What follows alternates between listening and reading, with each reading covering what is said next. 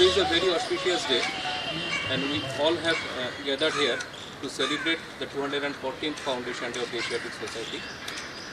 As you know, the Asiatic Society was founded by the eminent philologist Sir William Jones on 15th January 1784 in a meeting held at the Grand Jury Hall of the then Supreme Court, Calcutta.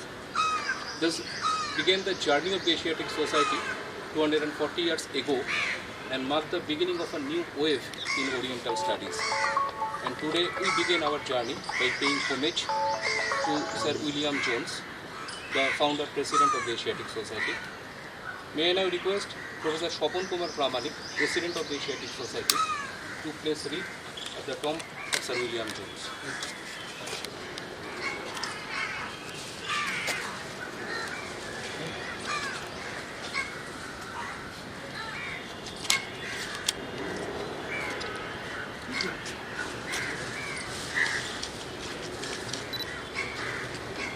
Now, I would like to request other dignitaries to pay homage to Sir William Jones one by one. Dr. Satyabrat Chakraborty, General Secretary of the Asiatic Society.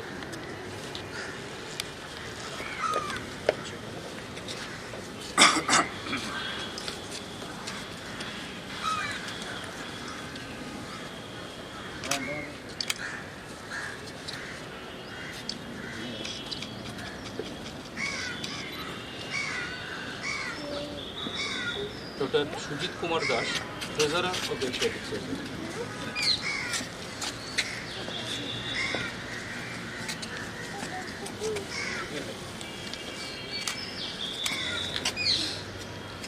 Lieutenant Colonel Anand Sinha, Director of the Asiatic Society.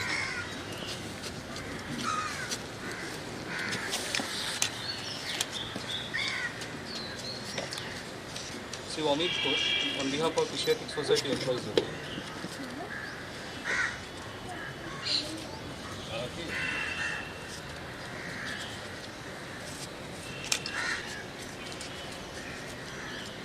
Mr. Adrian Preet, Public Affairs Officer, American Center.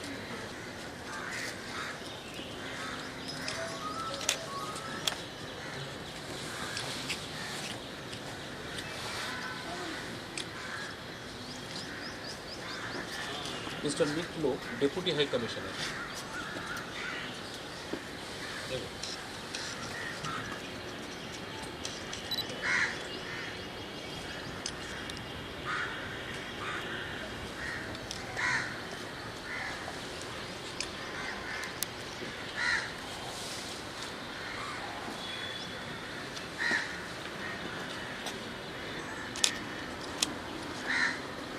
Dr. Manoj Kohli, on behalf of Botanical Survey of India.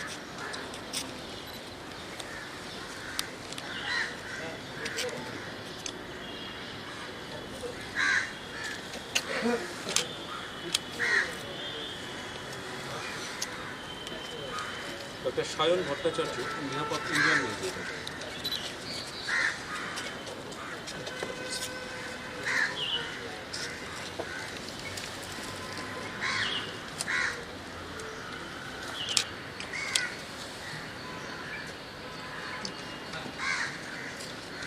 Dr. C. Raghurathan, on behalf of Geological Survey of India.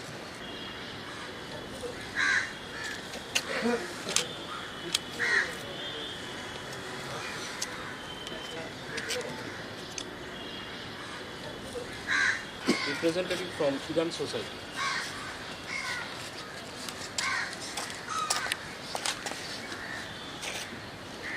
Representative from South Park Street Burial Ground.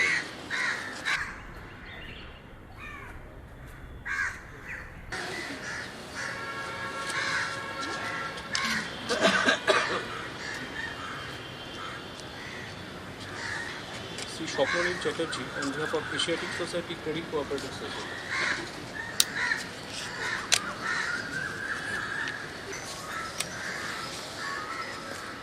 Sri Alok Doli, on behalf of Asiatic Society Employees Recreation Club.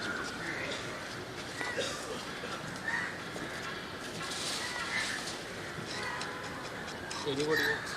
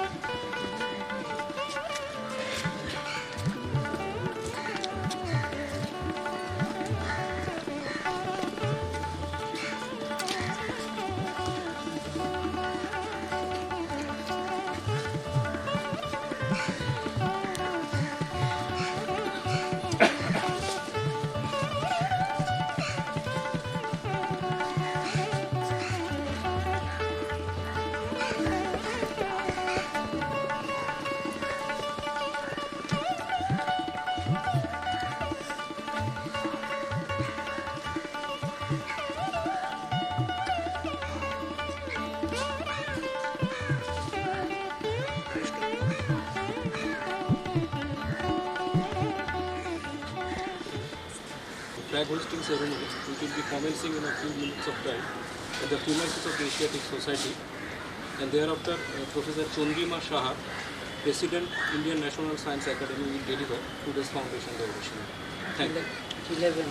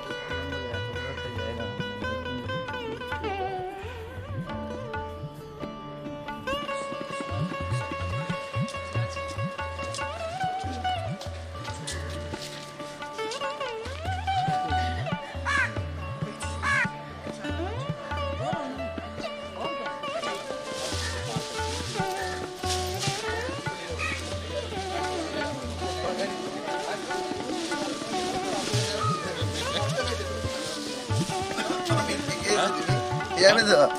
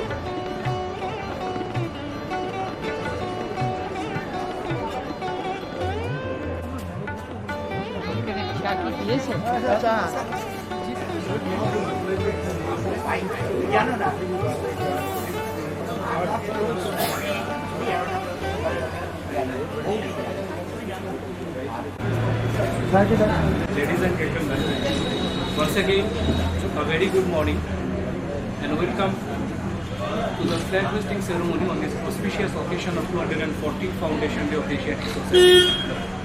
It is now our pleasure to invite Professor Shopon Kumar Pramanik, President of the Asiatic Society, to hoist the flag of the Society. Our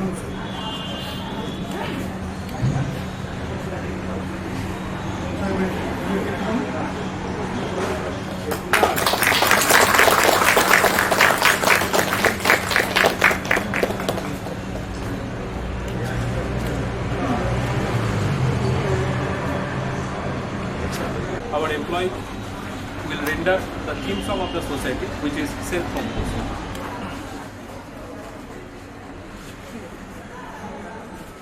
দেশ বিদেশের মানুষ যায় গো Asiatic society ঘুরে, তো তারা MPhil scholar research fellow, তারা হেথায় যায় পড়ে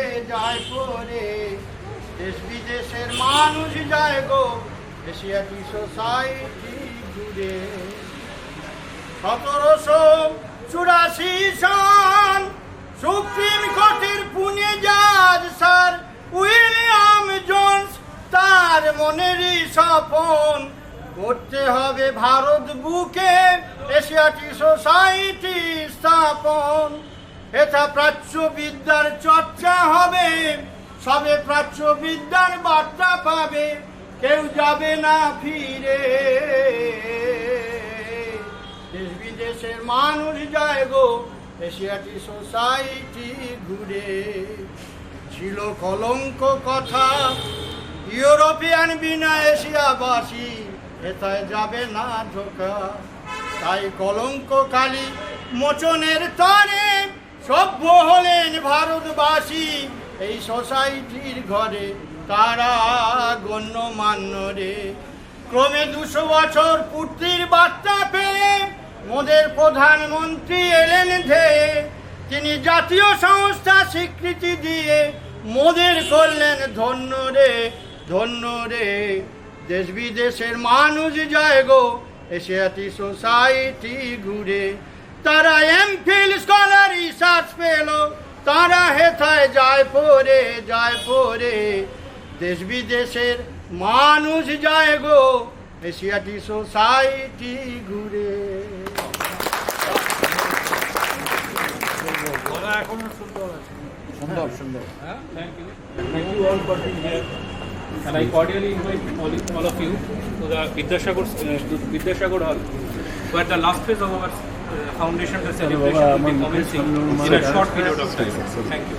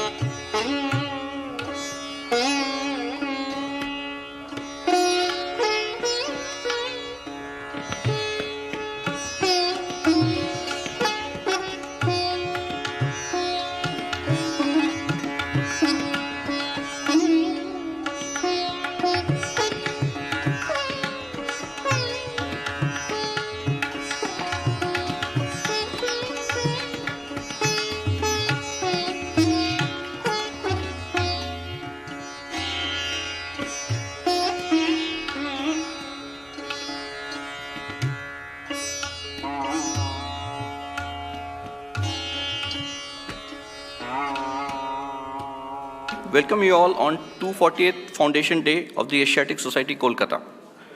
Now, I would like to request Professor Sopan Kumar Pramanik, President, the Asiatic Society, on dais.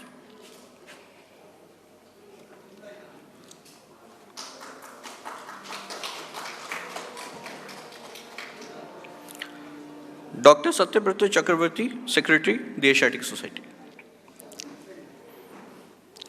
Professor Chandrima Saha, former President, Indian National Science Academy, guest speaker for the Foundation Day orator.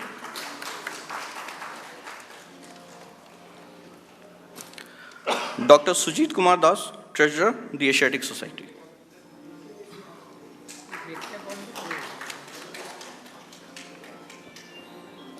Now I'll hand over to Sri Arupratan Bakshi, Administrative Officer, the Asiatic Society, for proceedings.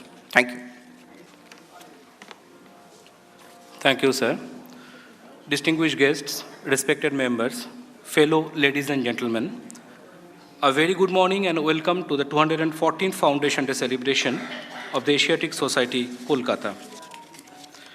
Today we have with us Professor Chandrima Saha, President, Indian National Science Academy, J.C. Bose Chair, Distinguished Professor, National Academy of Sciences, India, and former Director and Professor of Eminence, National Institute of Immunology, New Delhi.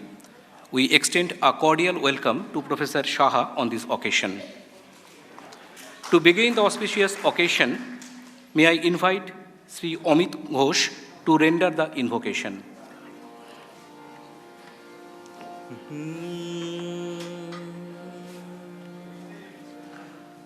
Chanting followed by Rabindra Sangeet. Om Sahana Vavatu Sahano Bhunaktu Sahaviryam Karavavahe Teyasvinavadhitamastu ma vidvishavahe Om Shanti Shanti Shanti.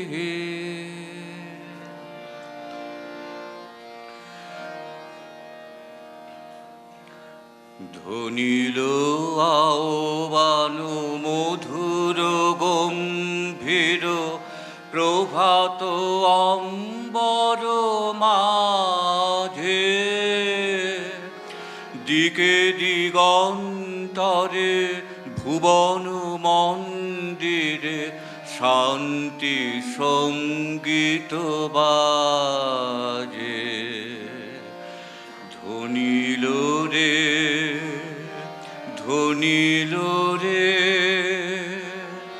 ধনিল আহ্বান মধুর গম্ভীর প্রভাত অম্বর মাঝে দিকে দিগন্তরে ভুবন মন্দিরে শান্তি সঙ্গীত বাজে ধনিল রে ধনিল রে হেরো গো অন্তরে অরূপ সুন্দরে নিখিল সংসারে পরম বন্ধুরে হেরো গো অন্তরে অরূপ সুন্দরে নিখিল সংসারে পরম বন্ধুরে এসো আনন্দিত মিলন অঙ্গনে শোভন মঙ্গল সাজে ধনিল রে ধনিল রে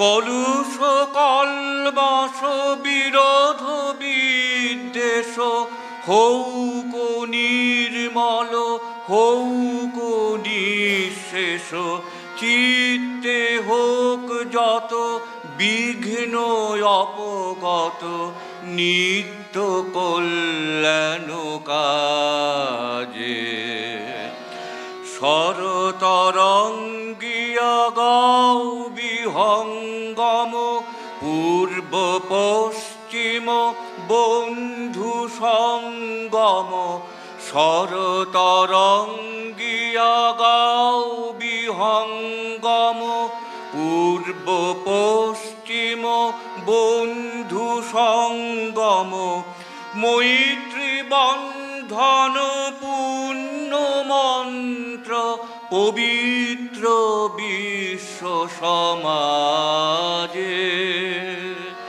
ধ্বনিল রে ধ্বনিল রে ধ্বনিল আওয়ান মধুর গম্ভীর প্রভাত অম্বর মাঝে দিকে দিগন্তরে ভুবন মন্দিরে শান্তি সঙ্গীত বাজে ধ্বনিল রে ধ্বনিল রে।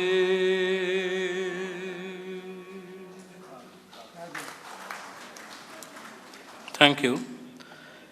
May I now request Professor Sopon Kumar Pramanik, President of the Asiatic Society, to felicitate Professor Chandrima Saha.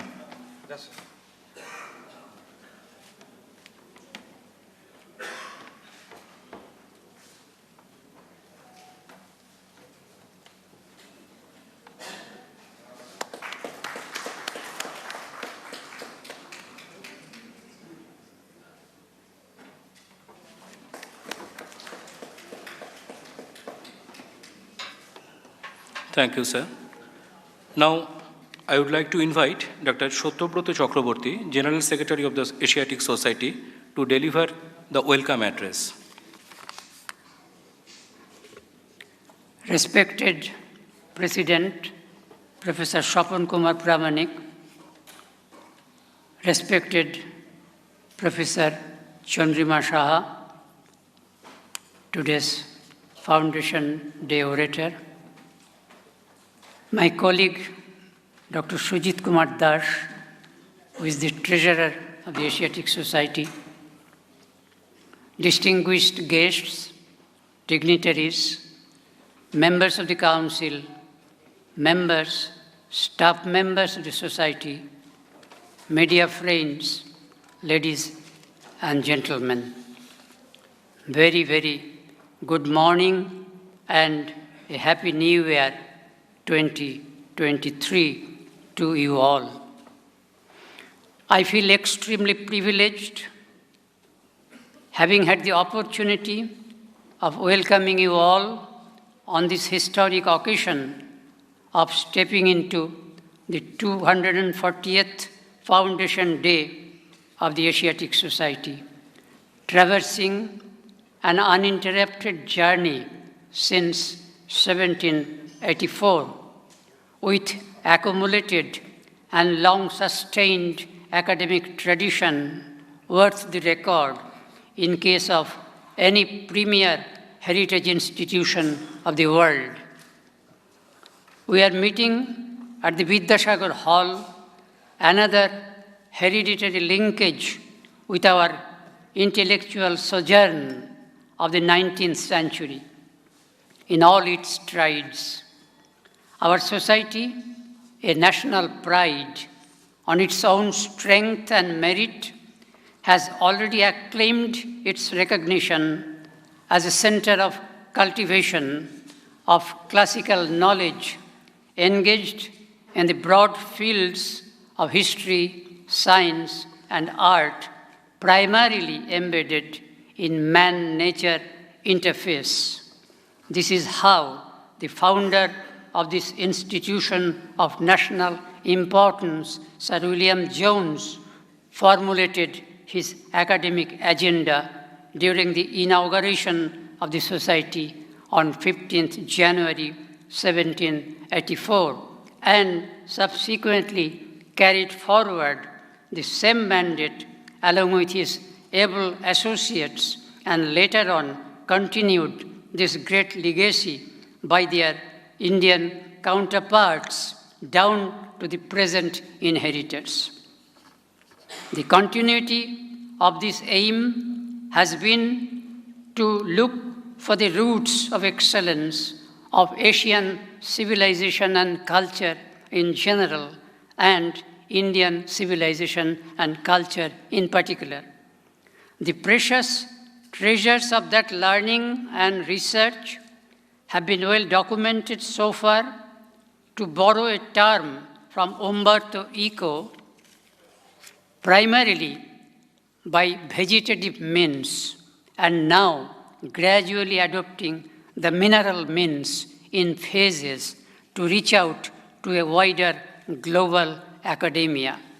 Friends, today we remember with deep regards the founding members, office bearers, and scholars today, without whose dedicated services and academic commitments the Asiatic Society could not have attained its present height. We also remember our members and staff members of the yesteryears, but for whose untiring and passionate persuasions it would not have been possible for us to accomplish the task set forth by these pioneering predecessors. In keeping with that tradition, we have been organizing our Foundation Day oration by inviting eminent scholars from various academic fields. Now, we have the pleasure of announcing that this is for the first time, perhaps in the recountable recent history of the Society, we have invited a lady scientist of eminence, Dr. Chandrima Saha, former president of the Indian National Science Academy, former director, National Institute of Immunology, Delhi, and currently Acharya Jagadish Chandra Basu Distinguished Chair, located in Indian Institute of Chemical Biology. We are thankful to her for accepting our invitation and welcome her from our heart. Today's enthralling moment has risen to the befitting occasion by the gracious presence of all the dignitaries and distinguished guests present among us this morning, and also those who are watching this program through Facebook and other mode.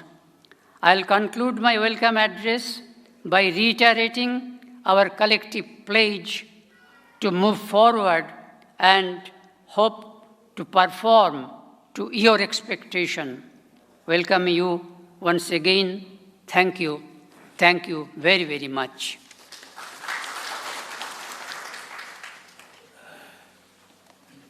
Thank you, sir. Ladies and gentlemen, it is now our pleasure to invite Professor Chandrima Saha, former President, Indian National Science Academy, J.C. Bose Chair, Distinguished Professor, National Academy of Sciences, India, and former Director and Professor of Eminence, National Institute of Immunology, Delhi, to deliver Foundation Day oration on pandemics, impact on creativity through the ages. Madam, please. President Pramanik, Dr. Chakraborty, Dr. Das, distinguished guests, eminent members of the Council, it is indeed a great honor for me to be invited to give the 240th Foundation Day oration for the Asiatic Society, and I'm very happy to know that I have finally broken the glass ceiling here. And thank you very much, and it's a pleasure to be in this building. Today what I'm going to do is I'm going to take you through a presentation where how crisis has brought out the best in creativity, whether it is in art or science. That is basically what I'm going to do. And as you know, that infectious diseases have hounded humanity for ages. And I'm going to gradually come from there. So if I can have the first slide, please. Oh, sorry. Where should I point it? It's not changing. It's not working. Okay, I got it. So, March 2020. This is a time that our generation and several generations behind us will remember, where the world was in mayhem, everything stopped, and life came to a standstill. We lost many of our loved ones. So this is something what we will not forget. And while we struggled to understand this minuscule enemy that we couldn't even see with the naked eye, the scientists went worked overtime to find out what it is and how vaccines can be made. We really came into a situation which is reminiscent of several pandemics of yesteryears. So if we look at our journey of the humans, that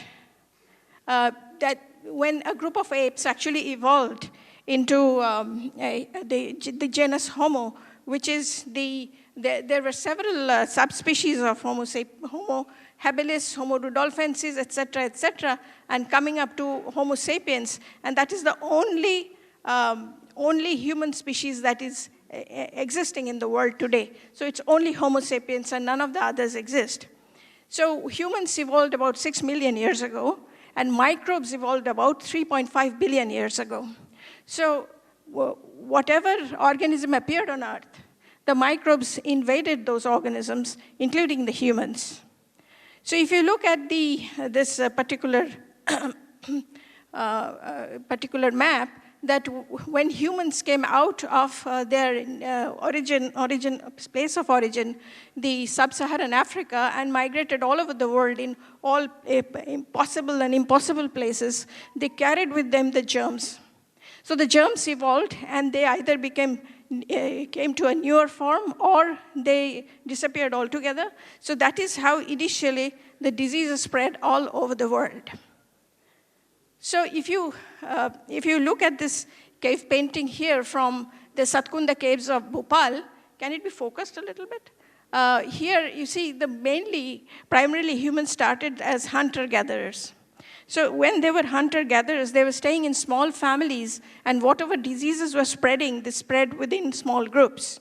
But during the Neolithic period, that is, they started living in villages. And when they started living in villages, they started living amongst many groups together. And so the diseases had the opportunity to spread among groups. And what happened was that there was the domestication of animals came, the agricultural practices evolved, and the pathogens were able to jump the species. So this is how the diseases started spreading. So COVID-19, I don't know why this is not coming. There is a, can you see there's a map over there? It's not there? Some of the map is not reflecting. It was a map showing that how COVID-19 has spread over the world. And there were only a few island nations which did not have COVID-19. They were not touched by COVID-19 because either they didn't have airports or travel was very, very restricted. So if we look at the pandemics over time, how the bacteria and the viruses rampaged, we see the first one is the smallpox caused by the variola virus. And the smallpox between 3000 before Common Era to 1980 actually killed more than 500 million people. And the Antonine pox, which happened in the 2nd century, it killed about 25 million people. The plague, which was caused by the Yersinia pestis bacteria, killed 50 million people in the 6th century, and 14th century about 200 million. This was a really bad pandemic that happened. Then the Spanish flu, which happened between 1918 and 1920, coinciding with the World War I, it was caused by the H1N1 virus and killed about 100 million people. And this is the pandemic which is compared mostly with COVID-19 because both are respiratory illnesses. So, and right now we are living through two pandemics. One is, of course, the coronavirus, the COVID pandemic, and the other one is the HIV, which has started in 1981, and we're still living through it. It has already killed 48 million people, and, but there is no vaccine for it as yet. But we hope that with vaccinology making strides now, that we will soon get a vaccine for that.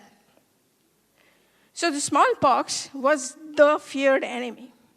So it has been described as early as about 1000 before Common Era in China and India. And it not only killed, but it produced significant disfigurement of the survivors, and much of the blindness was caused by the smallpox. This is just an electron micrograph of the smallpox virions. You can see that now we can actually see the viruses. The time of appearance of smallpox is still debated. The source may be a terrestrial African rodent virus that jumped species between 68,000 and 16,000 years ago. In 18th century Europe, about 400,000 people died from the disease per year. It was, as I said, a major cause of blindness. It is estimated to have caused 300 million deaths in the 20th century and around 500 million people in the last 100 years. Now, as you can see that because of such a fear, humans created in their minds many gods and goddesses on which they can rely to get rid of the disease. So this is, you can see that the three of the goddesses, these are from India, the Shitala goddess, the Mariamman, Vasurimala, these are all goddesses who related to smallpoxes. And Sopo in Africa, it's a god. It's actually a male god who takes care of the smallpox afflicted patients. And this is Nyang Yang in China, these are all imaginations that have been created by people. And then it's Minamoto in Japan, who is the smallpox demon. So this is how the thoughts played, and these gods and goddesses were created for the comfort of the people. And this smallpox had a very ancient origin. Ramesses V was the earliest known victim. He was the 4th ruler of the 20th ruling dynasty of Egypt. And this is his mummy. And if you can see that his mummy it was so well preserved that it showed smallpox pustules on his face. Now, these were not only by just mere observation, but microscopic analysis and immunoprecipitation studies actually showed that this virus was indeed a smallpox virus. So this is the sort of earliest afflicted person who's preserved. It may have happened earlier, but his mummy was preserved very well, and we can say that he died of smallpox. So there are many eminent artworks during smallpox pandemics, and that's how the creativity was brought out because of the smallpox. Because we have to realize that the pandemics are not only a biological phenomenon, it has a dimension of social, psychological, existential, and spiritual dimension. So many of the creative activities that are expressed by artists, we have them as treasures. So history tells us that creativity arises in times of crisis, and when lives and the world around have drastic changes, minds transform, opens up to a new level of creativity. And if you look at history, there are many examples. So at a period when very few people could read, dramatic images with fascinating storyline were generated to enthrall people, as art allows us to communicate from far, and it is sort of a common language. Now, much of Europe's greatest art is haunted by disease outbreaks, if you can correlate the times.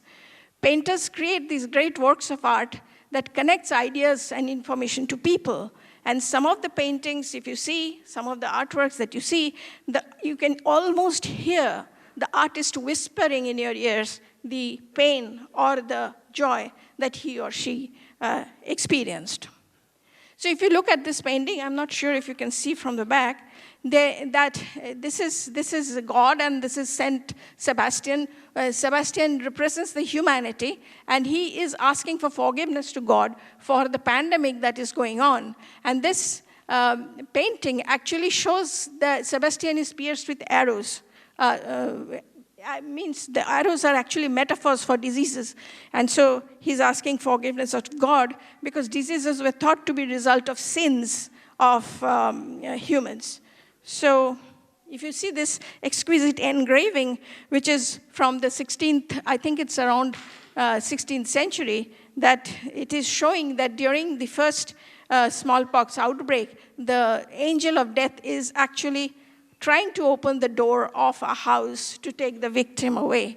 And it is said that this statue here is of the Marcus Aurelius, the Roman emperor, and because this happened at the height of Roman power, this pandemic happened. So this is a painting which is called Dance of Death by Peter Bruegel. And what essentially this painting, if you analyze, it shows that the pandemic do not discriminate. And it affects the poor people, the older people, everyone, all other strata of society. So if it is enlarged, you will see that there are very many details. It's an exquisite painting. This is even more poignant, where this little child is making a tryst with death. And this is a work by Salvatore Rosa, who actually expressed his pain in this form of painting. And this is an engraving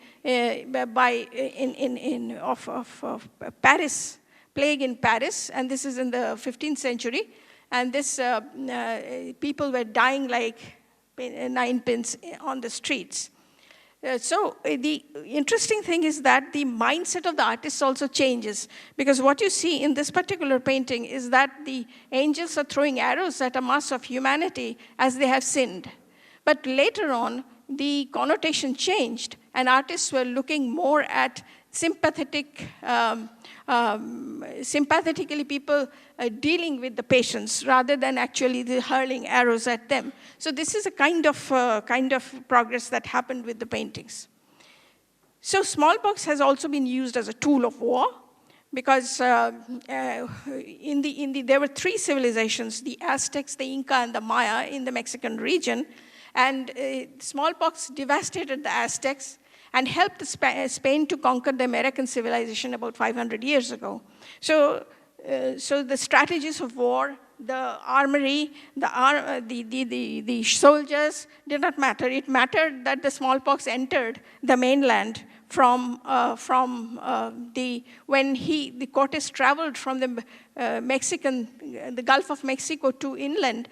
He had only one slave in his ship who was carrying smallpox. And that smallpox got into the mainland and killed people. Why did it kill people like that? Because these people in Mexico were not exposed to smallpox. Their immune system was naive. It had not seen the virus.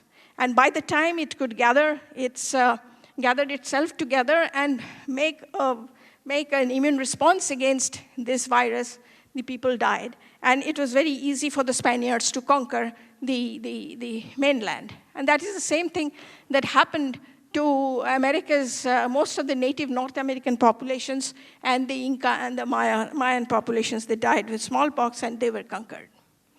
So it's an extremely infectious disease. So as I said, the naive immune systems cannot handle that. So smallpox also triggered the greatest public health achievements.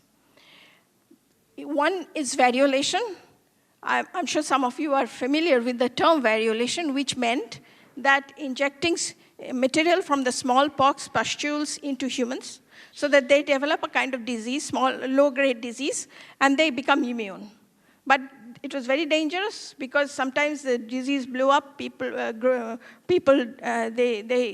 died, and sometimes they did get low-grade immunity, but they could spread the disease. So variolation was one of the achievements, and that happened from ancient India, Egypt. Variolation was popular, and then it was vaccination, which I'll come to, and then finally eradication. So in variolation, what happened? You see in this painting, you see Ibn Sina, who was a polymath, and he was a great medicine man, and he is seen here actually immunizing smallpox patients.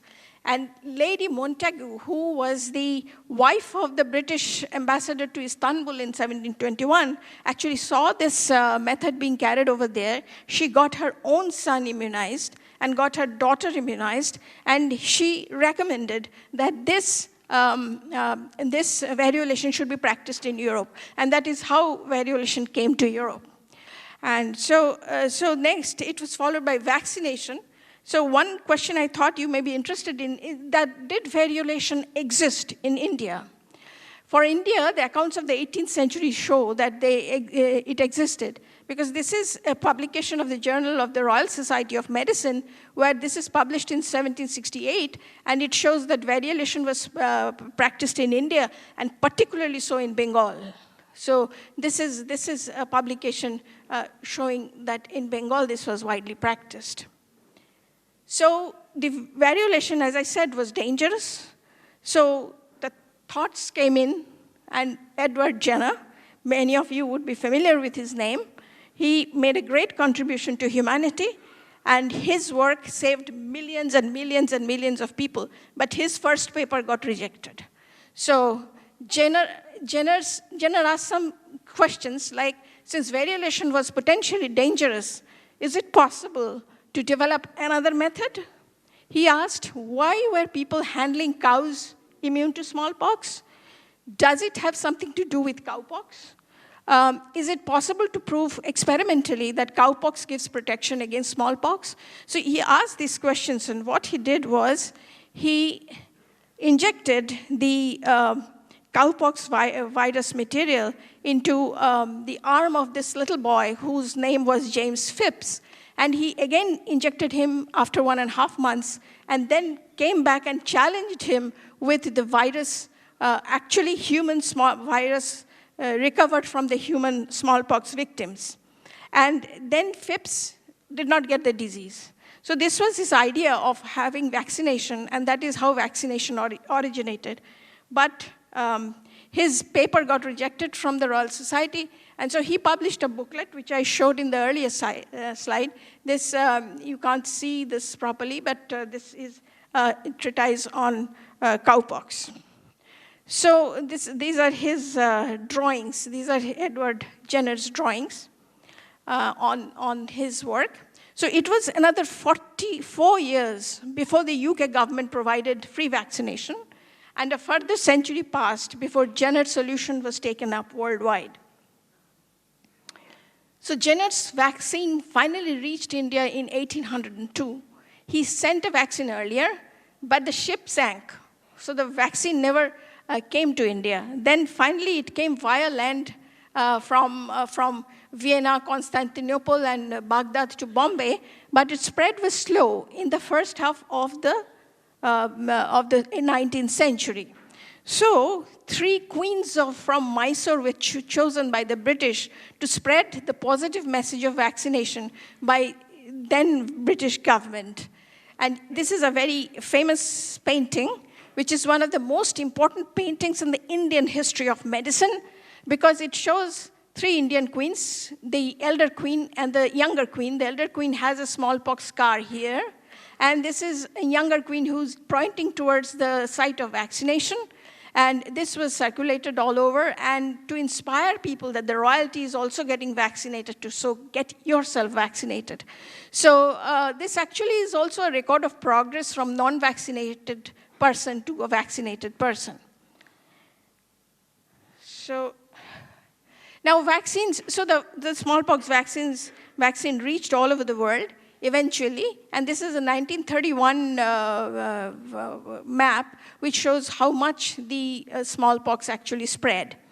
So how this vaccine worked is that when we face a pathogen, our immune cells, which I have shown here by dendritic cells and helper T cells, these are very technical terms, but these immune cells either destroy the vaccines by chewing them up, or they chew them up and present their little fragments on the surface of some of the cells, which actually talks to other cells, and the B cells are produced. B cells are the ones who generate antibodies. B cells would differentiate into memory cells so that we have a memory.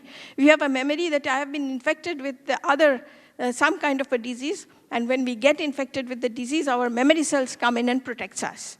So this is very important, and this is the principle on which vaccination actually works. So eventually the world got herd immunity.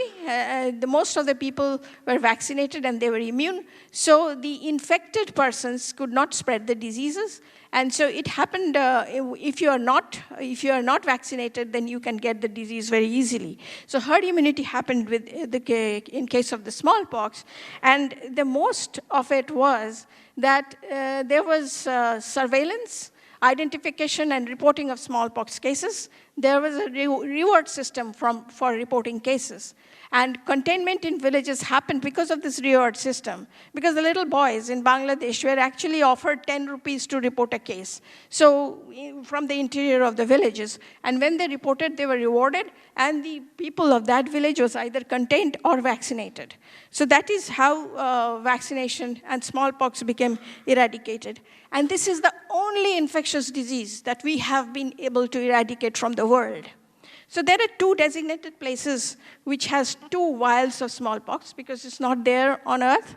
So those are in the CDC in America and also in Russia. So the 2 Russian and the Americans have the 2 vials of the smallpox vaccine. We do not know if there is with anybody else. But these are the ones that are there. And the vials were kept only, and they were not destroyed, because it was thought that since it is a very potential agent for biological warfare, we should have them because we may need to make vaccines against them once again. So now none of us are vaccinated against smallpox, and if it comes, we will have a very bad time. So following now in the recent times, a new era in vaccinology has evolved with the messenger RNA vaccines. These are the vaccines that are made by nucleic acids, and where the virus spike proteins, the coronavirus spike proteins actually bind to the host cells, and those vaccines are actually made against these spike proteins using our own immune cells. And so for more than a decade, we had the mRNA encoding different proteins and have been evaluated as potential cancer vaccine.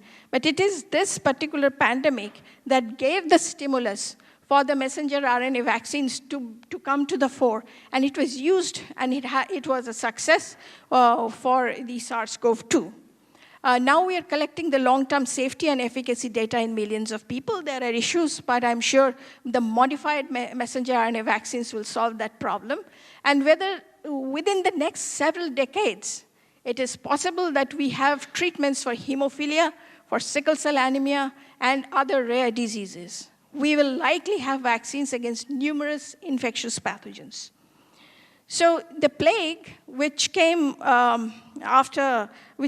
during and after the smallpox, is caused by a bacteria called Yersinia pestis, and that plague, the plague bacteria was discovered by Alexander Yersin, and the plague is carried by the rat flea, and it comes from rats. But normally plague is confined to very, very, very small regions because we have got now better sanitary conditions and we are not living near the rats. So this plague, the Justinian plague, was the one that was the 6th century plague and was the earliest plague pandemic actually recorded very well. It came to Constantinople, the capital of the Eastern Roman Empire, and reports say that as many as 10,000 people a day perished, and people ascribed the plague as the god's punishment for the sins. Now, plague marked a turning point in the development from a culture of Roman convention of the past to a civilization turning to the Greek character of the next 900 years. Now, the 14th century response to plague was very interesting because it reached Venice, a very, very vibrant city of Italy, through the trade route. And what happened is the Venetians actually realized that this was indeed a great threat. And so what they did was they stopped the ships much before they could reach the main city and imposed a 40-day quarantine. The word quarantine actually comes from an Italian word, quaranta, because it was invented then.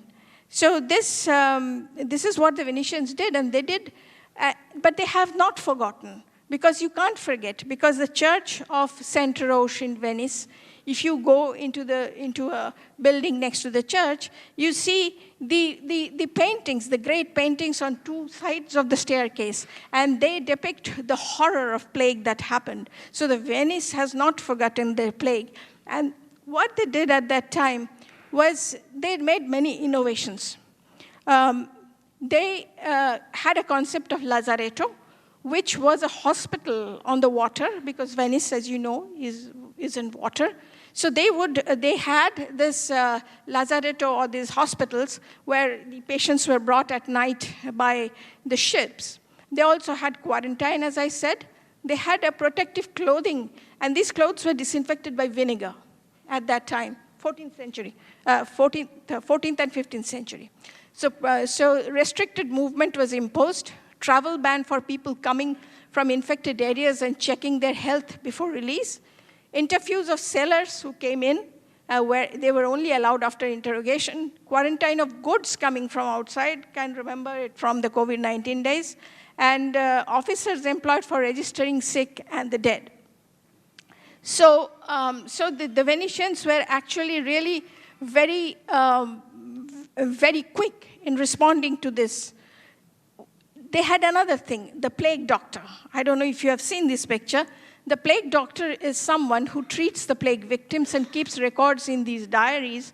And the plague doctor wears a mask which has a beak. It was full of aromatic herb. And this aromatic herb actually prevented the doctor from getting the infection inside him or her. And there were glass specs, the leather hat, the protective garment, reminiscent of the PPE kits that we were wearing during the COVID-19. And this cane was essential to keep the patient away. And then gloves and boots. So this is how the Venetians responded, and this costume prevailed for the next 300 years in Europe. So at the time when the Venice was struck, and most of the Italy was struck by the plague, Leonardo da Vinci, as you know, was a polymath, and he was working on his two paintings, Madonna on the Rocks. And he responded to this plague because he was a great thinker. So what he did was he was trying to design cities which would be more hygienic. Because Milan was a city which had narrow alleys, so did Venice. And it was difficult to navigate, dirty, crowded, and totally conducive to the spread of disease. So what he did, he designed a network of canals that would support both the commerce and sanitation, then divided the city into places, some to be used for commerce, some to be used for transport, for those used for leisure and living. So many cities in the world are using this kind of tiering of the cities now. But he thought about it in the 15th century. So there was a great reshaping of the European world with the Black Death. And so the impact was socioeconomic.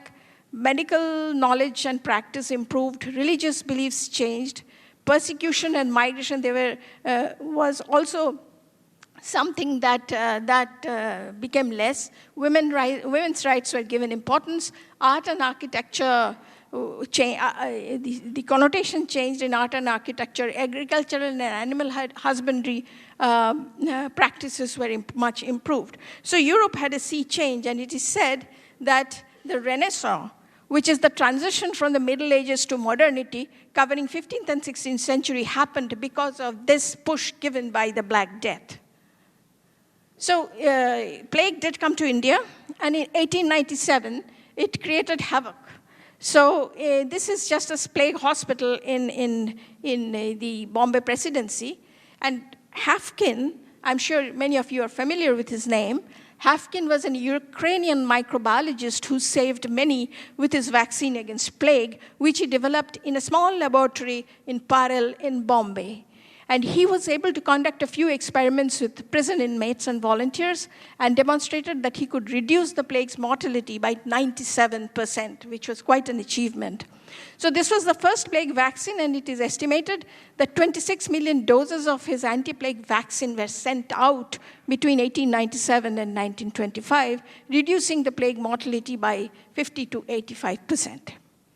So this is how plague vaccine was made, because already the concept of vaccine was generated by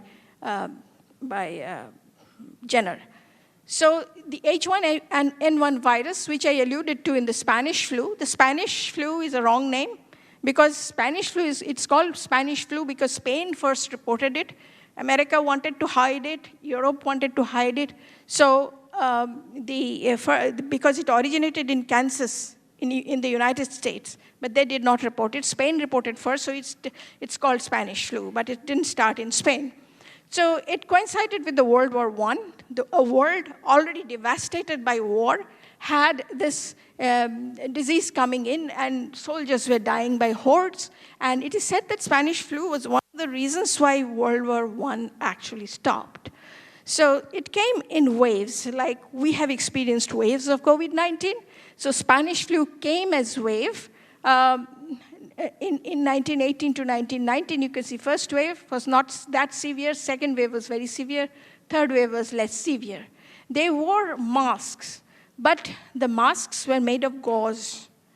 They did not have the kind of material that we have where viruses cannot enter, but these were here bacteria could enter and viruses could enter. So this was not very successful. And if you look, it is very closely resembles the COVID-19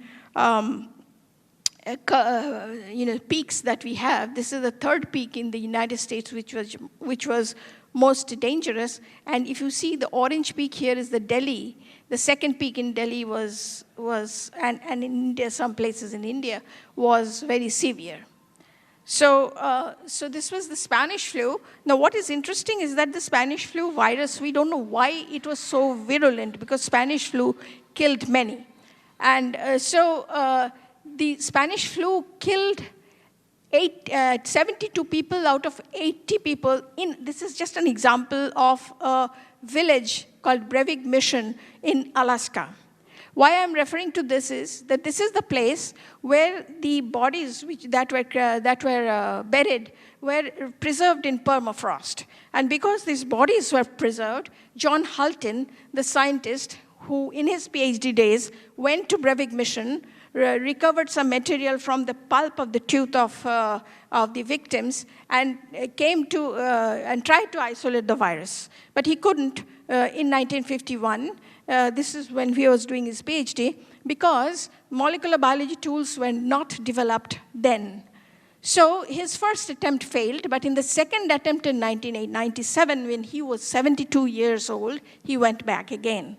He got the material. When he got the material, the modern techniques in molecular biology was successful in sequencing the virus. And not only sequences, this genome was, after sequencing of the genome, it was reconstructed in a very safe way in the CDC laboratory. And so we have actually resurrected a dead virus of 1918 today to see why it was so virulent. And those kind of work is now going on. And this, I would say, it's a progress to be able to retrieve from very old samples. So now here we are these days when we can actually see the virus. This is a cell in which the virus is sitting. It is pseudo-colored. The small things you are seeing here are the cellular villi, the small projections, and rest of the pink ones are the viruses. So what we have now done is we have greatly improved diagnostics. We have ability to sequence fast. That is why after China reported it, the virus was sequenced very fast, and we could make a vaccine also very fast because of the sequences.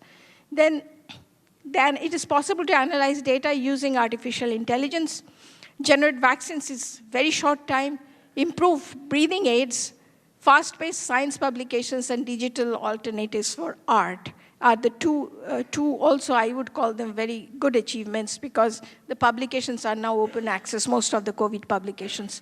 And digital alternatives of art is also taking the web by storm. So, having shown you all this, I would also like to show that this is a great thing. These are the hubs of collaboration after COVID-19. These happened. And these hubs are very essential for communication across the world. Now, I would like to end by saying that we know so much, yet we do not know enough. This is a photograph from the James Webb Telescope. It is actually showing creation of stars that happened 14.7 billion years ago. We are receiving the light now. The source may be gone by now. So this is the kind of progress that we can make. And this was not even imaginable a decade ago. And very recently, the Space Telescope, which operates in the infrared range, can send images like this, which is actually quite mind-boggling. Thank you very much.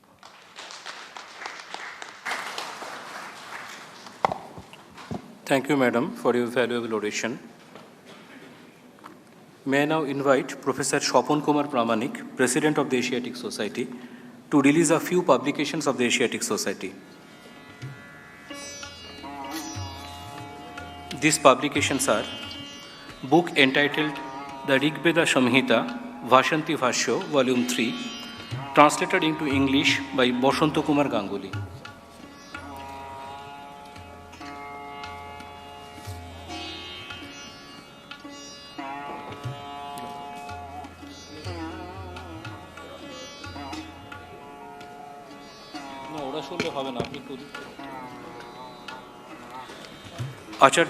Book entitled Acharya Prafullo Chandra Ray, Life and Works, edited by Professor Basudev Bormon, Professor Dilip Kumar Basu, and Professor Aparajita Basu.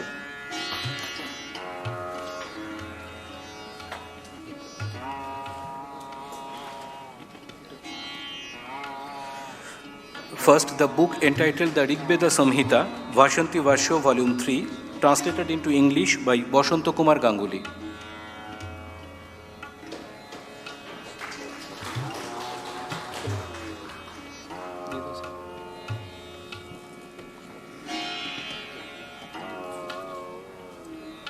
The second one,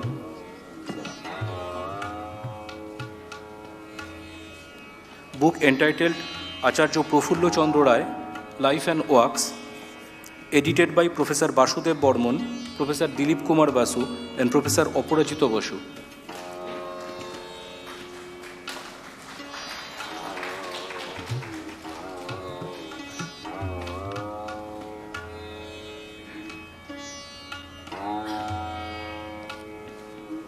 Third, books entitled Traditional Etho-Veterinary Medicines Practiced in Rural Bardhaman by Professor Apurva Kumar Chattopadhyay.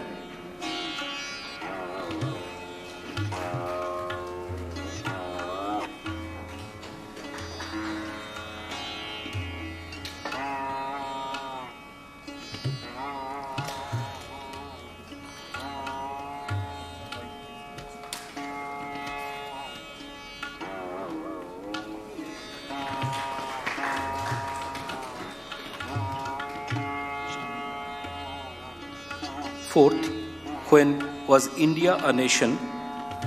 By Professor Ranjit Sen. Professor Ranjit Sen is present here, sir.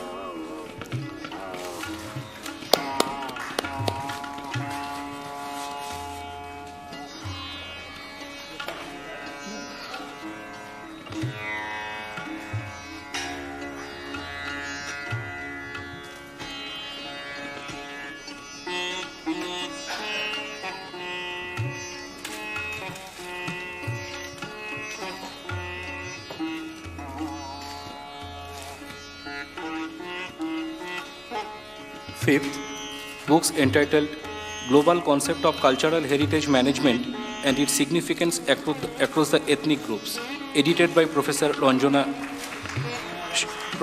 Ray. Professor Ranjana Ray is also present here.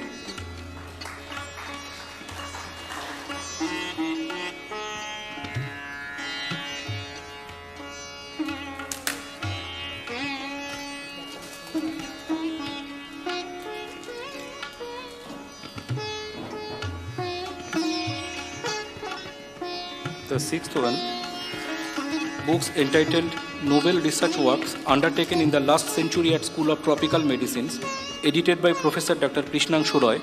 Dr. Krishnanshu Roy is also present here.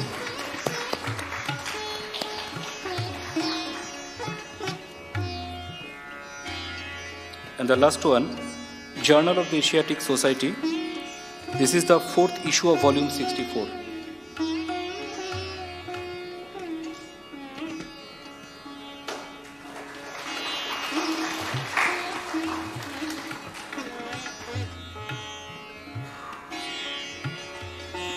Thank you. Now, I would like to invite Professor Swapon Kumar Pramanik, President of the Asiatic Society, to deliver the presidential address. Madam Chandrima Saha, who has now given the Foundation Day oration to all of us, Dr. Satyabrata Chakraborty, General Secretary, Asiatic Society, Dr. Sujit Kumar Das, Treasurer, Asiatic Society, dear members of the Asiatic Society, dignitaries and invited guests who are present here, members of the press and electronic media who are covering this occasion, Director, Asiatic Society, and other important office bearers of the Asiatic Society, staff members of the Asiatic Society, ladies and gentlemen. We have assembled here to observe the 240th birth anniversary of Asiatic Society. 240 years of the existence of a premier institution of knowledge and learning.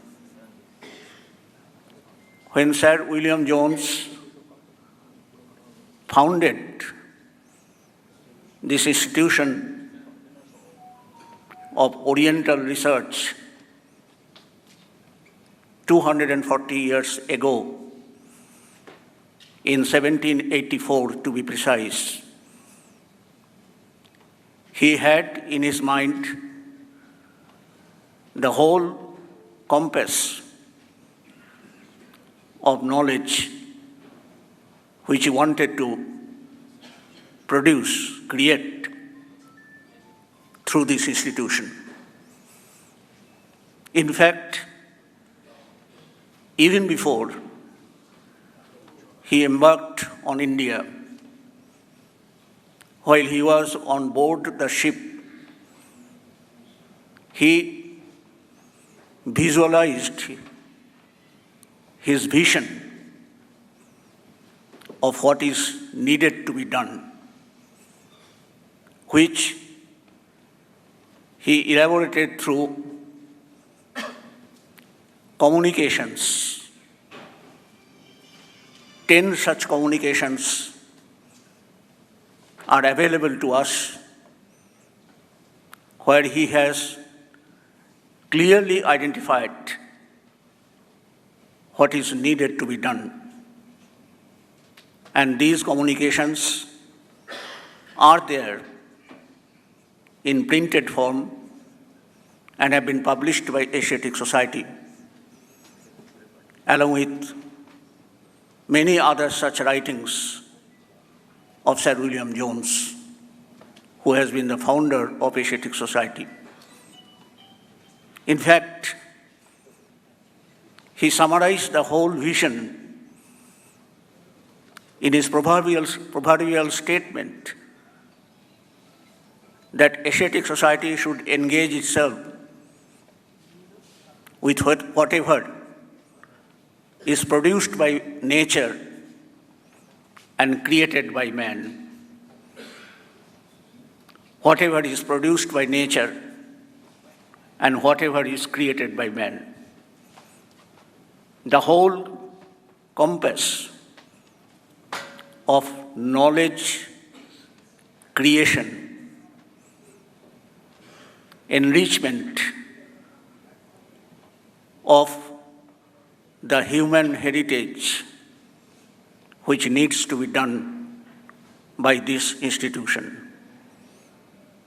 And for the next more than 200 years, the Asiatic Society has engaged itself with this task generation after generation, centuries after centuries. In fact, for the next 100 years of the creation of Asiatic Society, we have observed how knowledge has expanded in various forms by researchers who have engaged themselves in this task. And you know, in this collective endeavor for the creation of knowledge, there have been many such scholars, not only scientists of various denominations, botanists, geologists, anthropologists, and many other such areas. Those who are in the fields of Oriental knowledge, Sanskritic scholars, the ancient exploration of ancient Indian heritage, all these vast and expanding areas of knowledge have been unearthed by scientists who have engaged themselves in this task.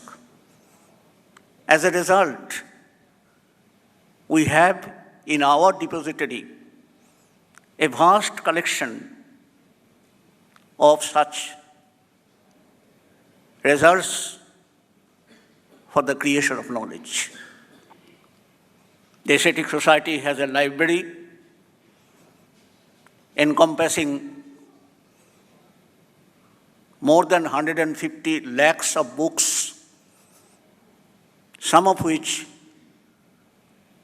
were published as early as in 15th century, 16th century. And one of the primary reasons why Asiatic Society has attracted the attention of scholars has been this rich library in its collection. Along with that, we have a museum. The museum, which is again the forum for showing the various such treasures which we have at our disposal. As I was saying, that for the 100 years after the establishment of Asiatic Society, there have been various such scholars. First 100 years, scholars mainly coming from not only England but also European countries who have engaged themselves in a rational and scientific manner for the expansion of the horizon of knowledge in various fields. Along with that, we have the Indian scholars, the members of the Asiatic Society, who have also, through this institution, endeavored in this task for the creation of knowledge. We have Rajendra Lal Mitra, who was the first Indian president of the Asiatic Society in the year 1885, just 100 years after the creation of Asiatic Society, that he engaged himself, along with many other such Indian scholars who have subsequently engaged themselves in this task of creation of knowledge. And over a period of time, the horizon has become so vast. The entire repository of knowledge which was being created at the Asiatic Society has been so vast that a number of institutions which we know of today, concerned with various specialized fields of knowledge, had their origin in the Asiatic Society itself. The Indian Museum, the Anthropological Society of India, the Botanical Society of India, the Geological Society of India, the Science Congress. In fact, all the specialized associations which exist in India today had their origin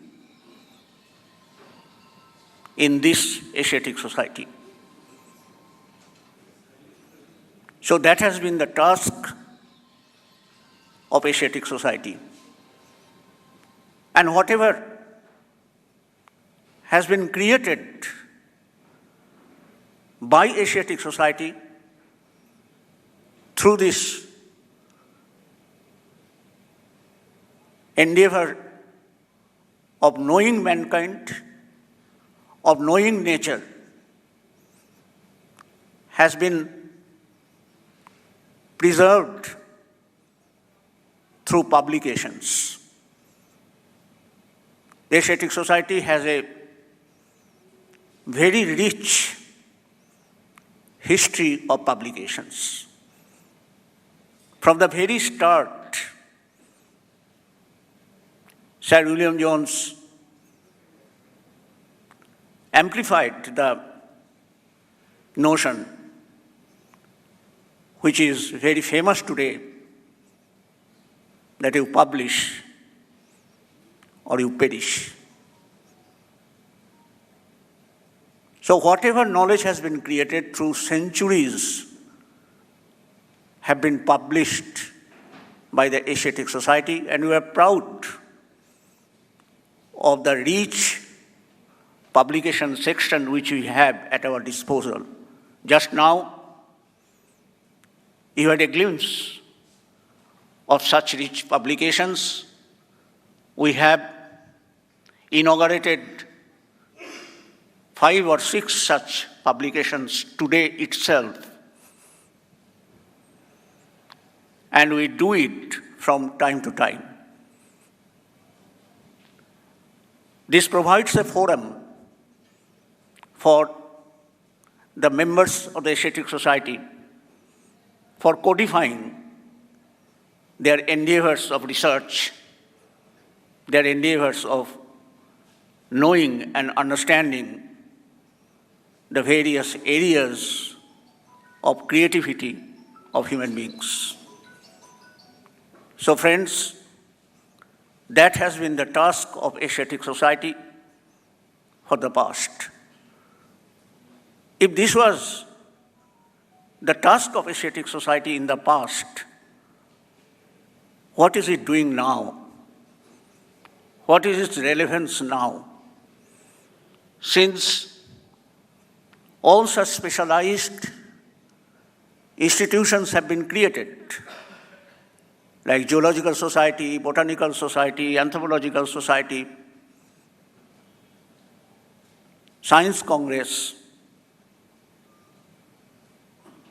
various specialized institutions have been created. How does Asiatic Society cope itself with this changing scenario? Not that its relevance has been lost, but its relevance has been strengthened, reinforced more, because Asiatic Society constantly reminds us about the holistic nature of knowledge. So whatever is there in a specialized form is ultimately tied or linked with a general type of orientation. And this holistic treatment of knowledge is exactly what is the task of Asiatic Society today. A number of years ago,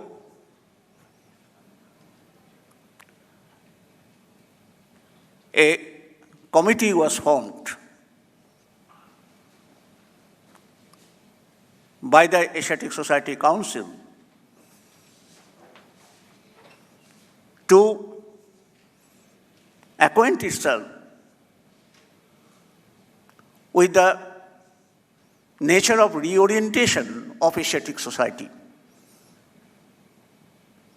in modern times. It was known as the Peer Group Center. And it has identified some such thrust areas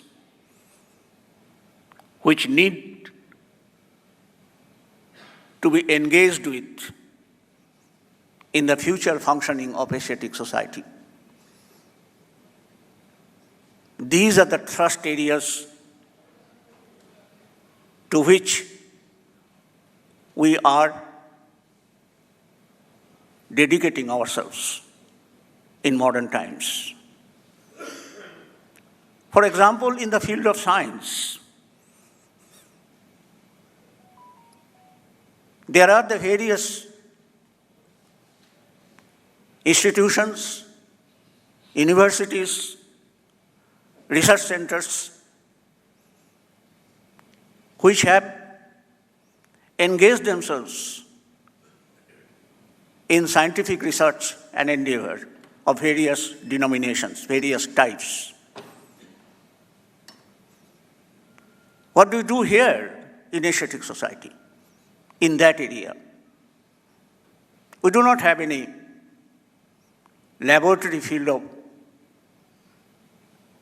experimental type of knowledge, any such facility which is available here. We don't have any such. But the broad spectrum of what is known as the philosophy of science is what is the task of Asiatic Society today.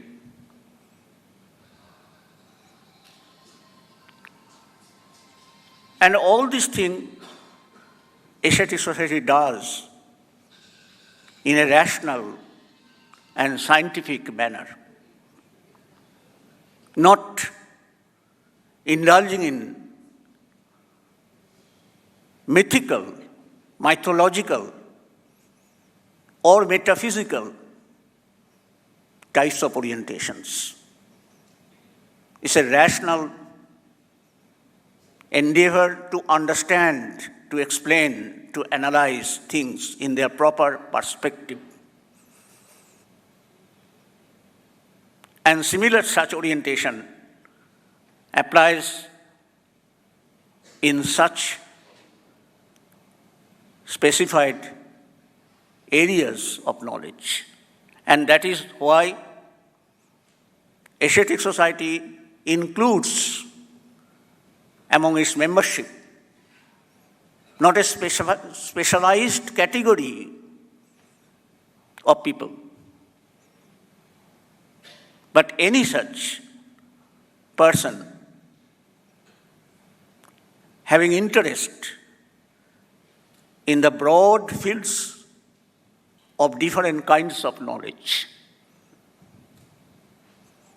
If you look at the organizational structure of the Asiatic Society, this attempt to understand knowledge in its holistic manner will become very evident. We have secretaries of different such fields who devote themselves, specialize themselves, along with the committees which are tagged with them in different such fields, like anthropology, like physical science, like botany, like history, like Sanskrit and Oriental studies, and so on and so forth. And together, they all contribute to the reservoir of such knowledge, which is the creation of Asiatic Society. The motto has been, as Madam Chandima Saha has just said at the concluding part of her illustrious lecture, that we know much, but we also know that our knowledge is not enough. So that is what the Asiatic Society does today. Now, friends, this being the 240th year of the birth anniversary of Asiatic Society, this provides us the occasion to remind ourselves of the golden heritage which we are carrying, to rededicate ourselves to this area of the exploration and creation of various fields of knowledge. I hope that this 240th birth anniversary will provide the occasion to remind us that Asiatic Society is not just like any other such society. Not only it is the center for the creation of various specialized institutions, but it is rediscovering itself with the passage of time. And members of the Asiatic Society have this glorious task of involving themselves with the Asiatic Society. That's the reason why we are opening up our membership from time to time. That's the reason why the members are encouraged to attend the lectures, the seminars, the workshops which are held here from time to time. That's the reason why we are also reorienting ourselves in a changed situation. Take, for example, the pandemic situation, which has been the focus of this morning's lecture. The pandemic, which existed here in India or all over the world, so it was not endemic, but it was pandemic, for about 2 years, and 2 years, perhaps the entire world stopped working.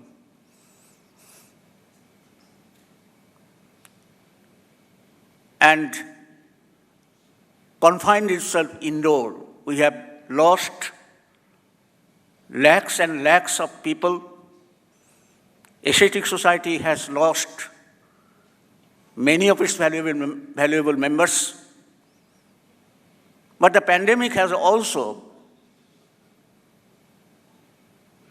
encouraged us to learn, to take new initiatives in a changing situation.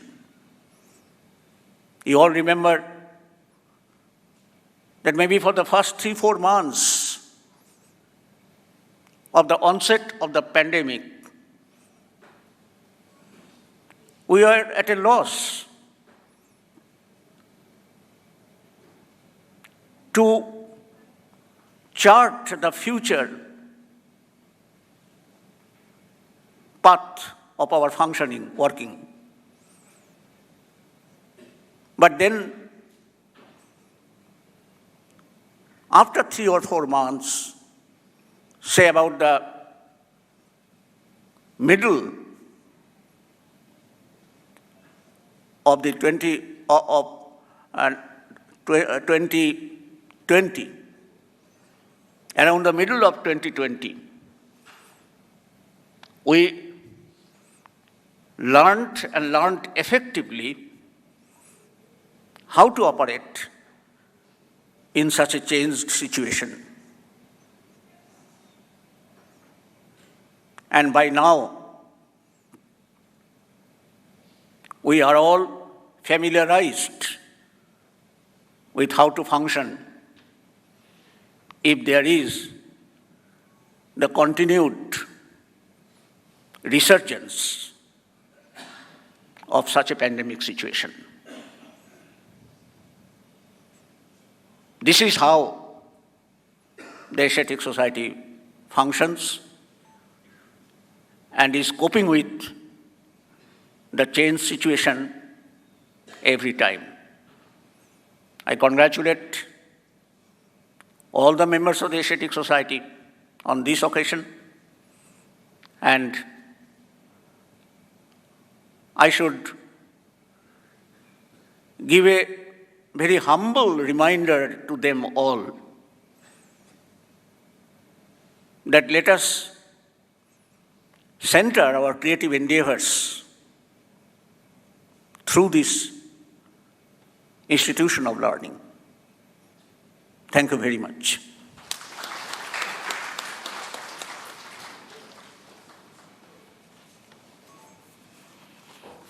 Thank you, sir.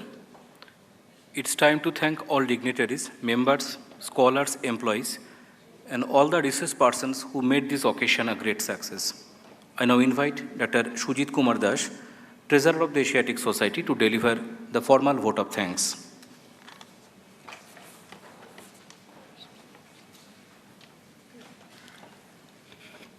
So, before Dr. Das takes over, let me make one announcement or share with you. We have today present among us our invited guest, Sri Pulak Kumar Chakraborty, who until recently was with the APJ Surendra Group, almost a next-door neighbor of Asiatic Society. And their other members are also present, senior executives, Mr. Anirban Dotto. So Mr. Chakraborty expressed his desire to donate a few of his recently authored books for the Asiatic Society in the hands of our President, Professor Sopan Kumar Pramanik. Mr. Chakraborty, please.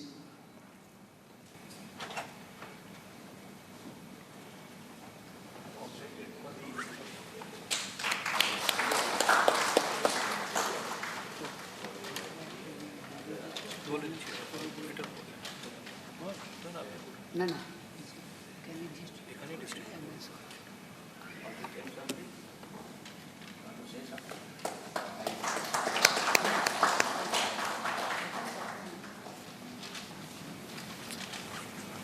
Yes, these are the 6 books which have been donated by him. And for your information, we receive donation every month from the members, and which has been one such source of the enrichment of Asiatic Society. Thank you, sir.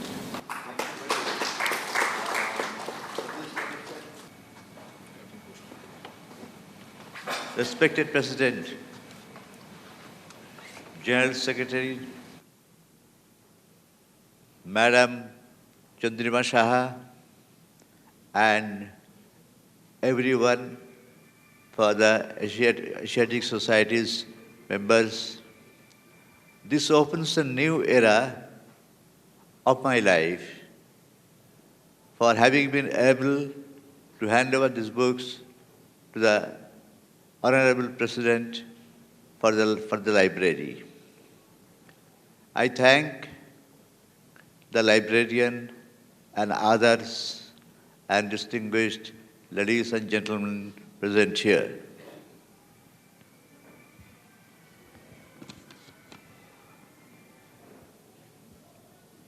And I may say that this tradition and culture that Asiatic Society is doing for 240 years, and this society shall further do the same for centuries to come. Thank you very much. Thank you, sir. And the librarian is present here.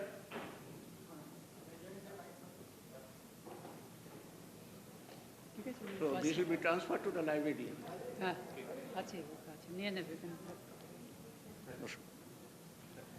The mic. Oh, yes.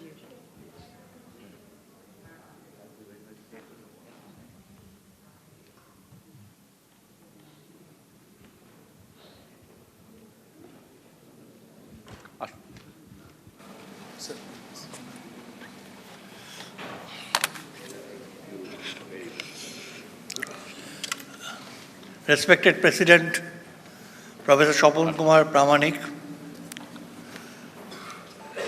respected our General Secretary, Dr. Satyabrat Chakraborty,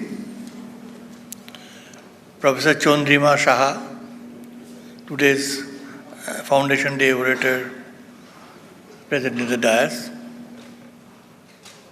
respected guests, members, council members, media persons, a very good afternoon to you all and a very happy New Year to you all.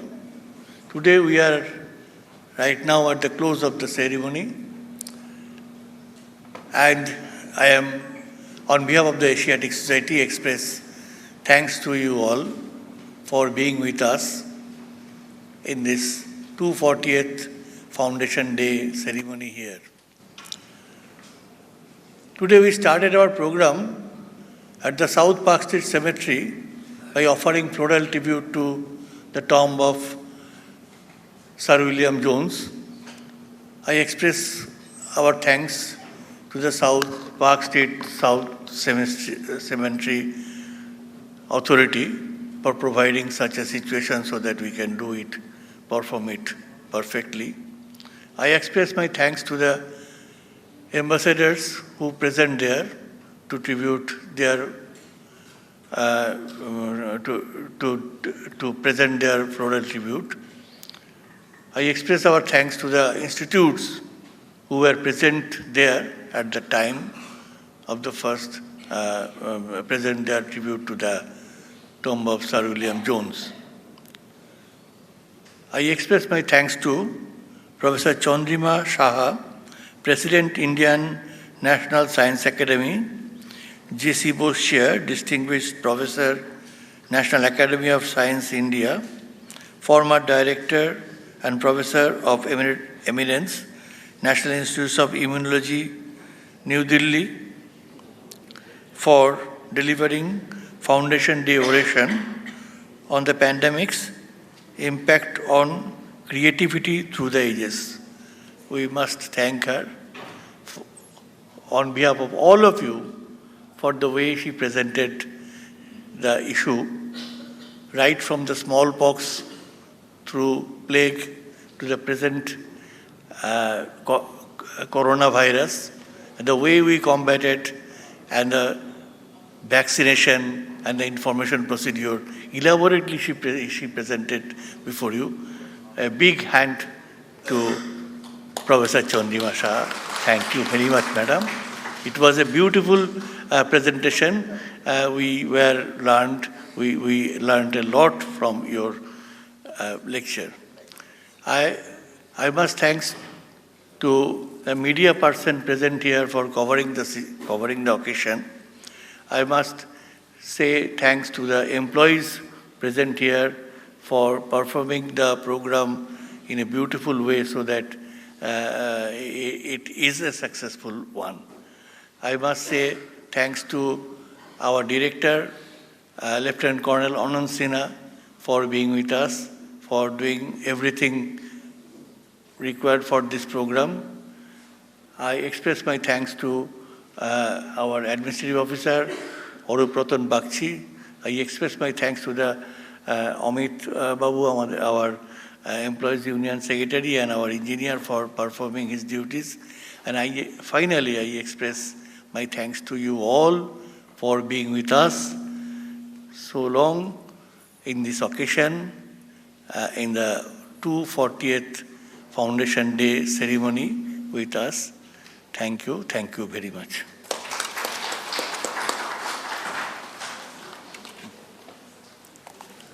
Thank you all for being us. Kindly be seated inside the hall for a while. Some mementos and refreshments have been arranged for our guests, members, and staff members. It will be distributed inside the hall. Please join with us. Thank you.